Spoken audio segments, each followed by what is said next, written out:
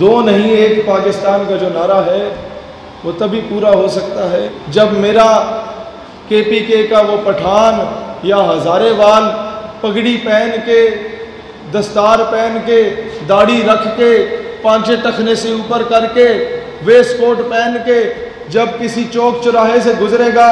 تو اس کو بھی وہی پروٹوکول دیا جائے گا جتنا ایک پینٹ کوٹ اور ٹائی پہننے والے کو دیا جاتا ہے، تو میں سمجھوں گا پاکستان خود مختار ہو چکا ہے۔ وہی شہید سیالوی جب چھترالی ٹوپی پہن کے پٹھانوں کا حلیہ اختیار کر کے جب چوکی سے گزرتے ہیں تو پوچھا جاتا ہے کہاں سے آئے ہو، کہاں گئے ہو، لیکن وہی شہید سیالوی جب پینٹ کوٹ پہن کے اینکے لگا کے جاتا ہے تو خواہ میں سلوٹ بھی مار دیتے ہیں کہ صاحب جا رہے ہیں۔ تو اقبال یہی تو روتے تھے، یورپ کی غلامی پہ رضامند ہوا تو، مجھ کو گلا تجھ سے ہے یورپ سے نہیں ہے۔ جب تک یہ سی وی لے کے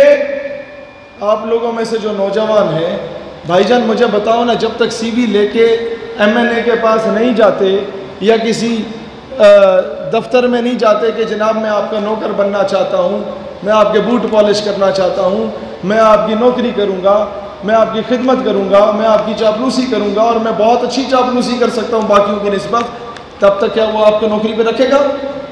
نہیں رکھے گا نا۔ تو جب تک خود جا کے بیٹیوں کی دلالی نہیں کرو گے تب تک امریکہ بھی تمہیں اپنا غلام نہیں بنائے گا۔ یورپ کی غلامی پہ رضامند ہوا تو، مجھ کو گلا تجھ سے ہے یورپ سے نہیں ہے۔ اگر وقت پہ نقیب اللہ محسود کے قاتلوں کو کیفر کردار تک پہنچا دیا جاتا تو آج میرے کے پی کے میں آگ نہ لگ رہی ہوتی۔ اگر وقت پہ جب پہلا ڈرون اٹیک فاٹا میں گرایا گیا اس کے اگلے دن نیٹو کی سپلائی کو روک کے اس کے کنٹینر کو آگ لگا دی جاتی تو دنیا ہمیں بغیرت نہ کہتی۔ اگر وقت پہ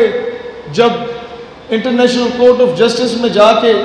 کلبھوشن یادو کا سٹے آرڈر لے لیا ہندوستان نے، اس کے اگلے دن اے پی ایس پشاور کے سامنے اسے پھانسی کے پھندے پہ لٹکا دیا جاتا تو دنیا پاکستانی قوم کو غیرت مند قوم سمجھتی، بیکاری نہ سمجھتی۔ ابھی نندن کو بھیجنے کے عوض کرنل حبیب کو یا افضل گرو کی میت کو ہی واپس منگوا لیا جاتا جو کئی سالوں سے ہندوستانی جیل میں سڑ رہے، تو کم از کم دنیا ہمیں غیرت مند قوم کہتی۔ ہم نے جیتی ہوئی جنگیں میزوں پہ ہاری ہیں، ڈپلومیسی زیرو ہے۔ آج بھی اور آج سے پہلے بھی کشمیر کے نام پہ جو لوگ ڈیبیٹ کرنے کے لیے انٹرنیشنل فورمز پہ گئے وہ سب الو کے پٹھے سفارشی گئے،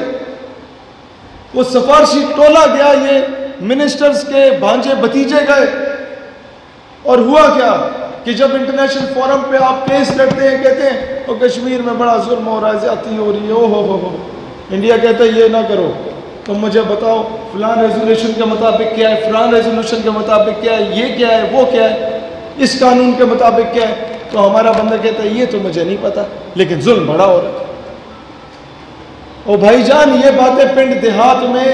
ان پڑھ لوگوں کے سامنے کر لو وہ مان لے گا، آپ نے جب انٹرنیشنل سطح پہ جانا ہے تو اس کیلیبر کی جا کے بات کرنی ہے۔ یہی وجہ ہے کہ ہم کشمیر کا سودا کر آئے۔ عافیہ صدیقی کی بہن ہمیں کہتی ہے کہ مشرف نے ایک مرتبہ بیچا تھا،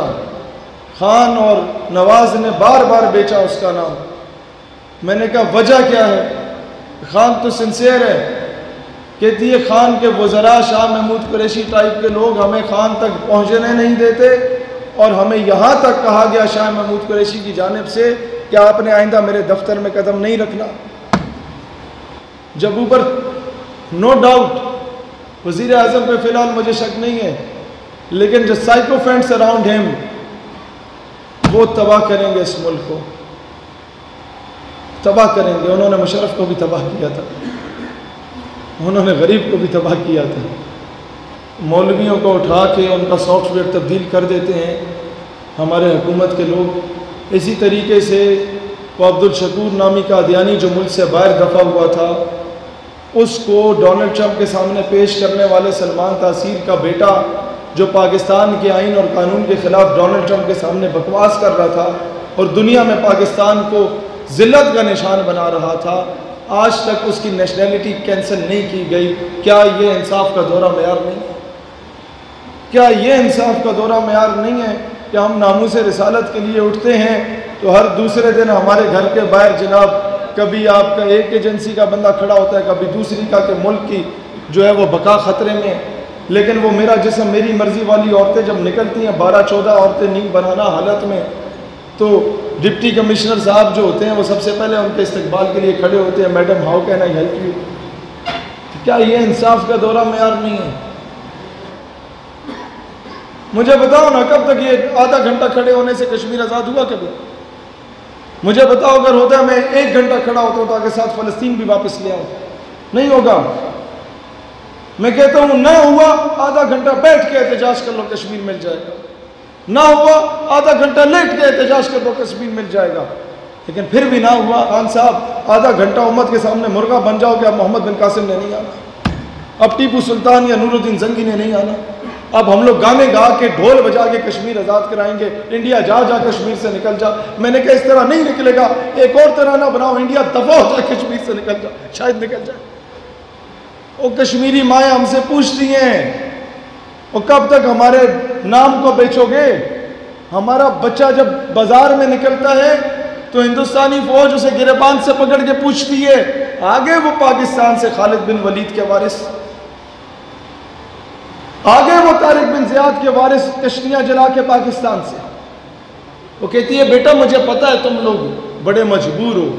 لیکن تم تقریریں بڑی اچھی کرتے ہو، مجھے بتاؤ نا میں اس سے کیا جواب دوں؟ تمہاری تقریر لا کے سناؤں یا تمہارے وزیر اعظم کی تقریر لا کے سناؤں؟ دوستانے سے بتا، یہ جب بیک گراؤنڈ میں یہ لگتا ہے اس کا مطلب ہے کہ آپ ذرا ختم کریں۔